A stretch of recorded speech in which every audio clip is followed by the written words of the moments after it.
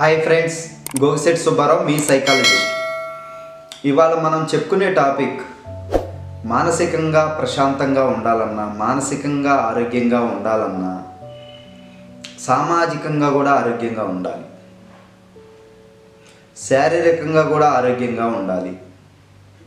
ఎందుకంటే ఈ మూడు ఒకదాని మీద ఒకటి ఇంటర్లింక్ అయి ఉంటుంది అన్నమాట.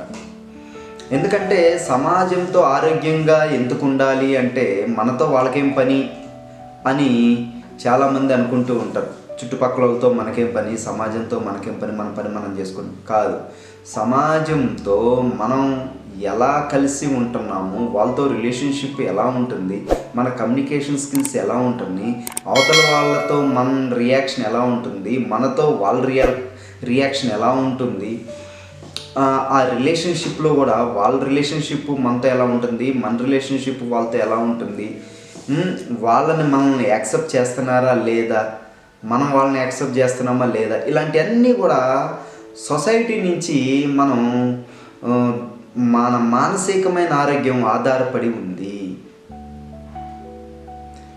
నెక్స్ట్ శారీరకమైన ఆరోగ్యం అంటే మనం తినే తిండి, ఫుడ్, న్యూట్రిషన్, డైట్ ఇవన్నీ కూడా మనం సమపాలనలో తీసుకుంటున్నామా లేదా, మన వెయిట్కి తగ్గట్టు, మన హైట్కి తగ్గట్టు, మన ఏజ్కి తగ్గట్టు పర్ఫెక్ట్ డైట్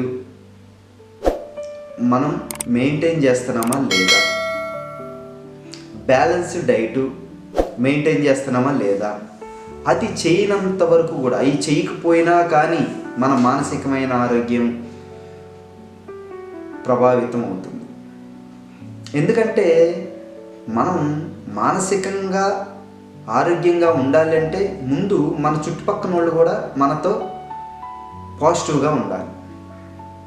లేకపోతే పాజిటివ్గా ఉన్న వాళ్ళని మనం రిసీవ్ చేసుకోవాలి, నెగిటివ్ వాళ్ళని వదిలేయాలి.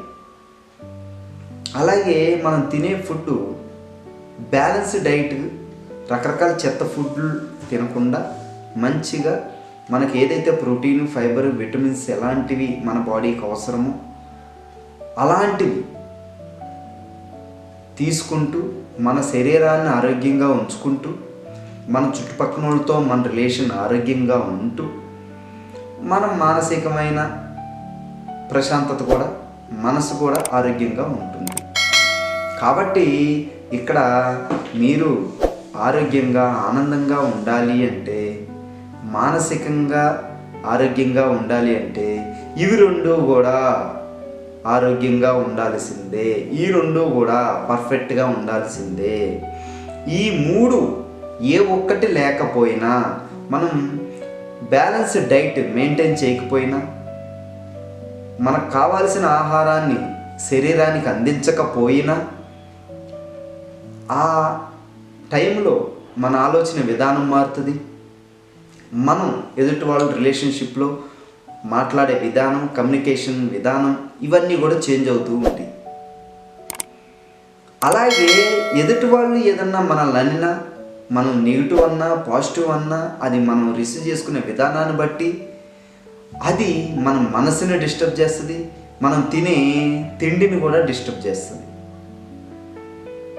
అలాగే మనం మనసు బాగోనప్పుడు, మానసికంగా హెల్దీగా లేనప్పుడు, మానసికంగా అనారోగ్యంగా ఉన్నప్పుడు మనం తినే తిండి మనకి పర్ఫెక్ట్ డైట్ అవ్వదు, మనం ఎదుటి వాళ్ళతో కమ్యూనికేషన్ కూడా కరెక్ట్గా చేయలేము.